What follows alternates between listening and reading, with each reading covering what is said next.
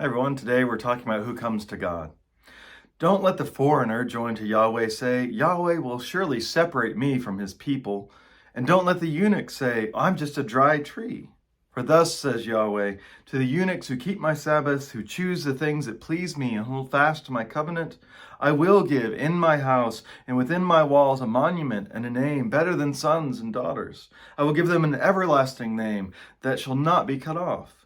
And the foreigners who join themselves to Yahweh to minister to him, to love the name of Yahweh, to be his servants, all who keep his Sabbath and don't profane it, who hold fast to my covenant, these I will bring to my holy mountain and make them joyful in my house of prayer. Their burnt offerings and their sacrifices will be accepted on my altar. For my house shall be called a house of prayer for all peoples. So this week we're using Isaiah to guide us through Holy Week, the last week of Jesus' life. And I think this passage was pretty clearly on Jesus' mind when he dramatically clears the temple. He's not just upset in that moment that people are selling things in God's house. It's that where they're doing it is the area of the temple that was set aside for the nations, for foreigners to come and worship.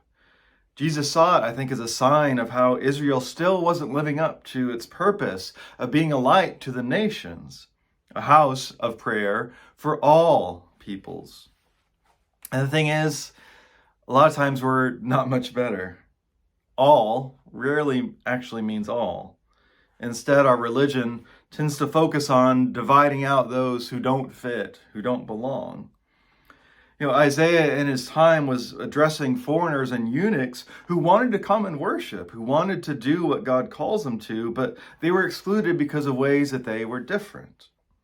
And this promise here is especially surprising because in Deuteronomy 23, it clearly forbids eunuchs from coming in.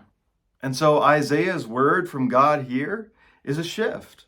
It's a shift towards inclusion, specifically for those whose bodies and sexuality doesn't fit our simple categories.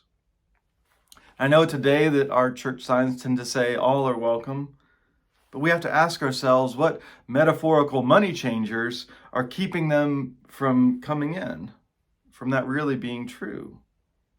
Will we follow Isaiah's trajectory? Will we let Jesus overturn tables of exclusivity? Can we let all who want to follow Jesus come unhindered?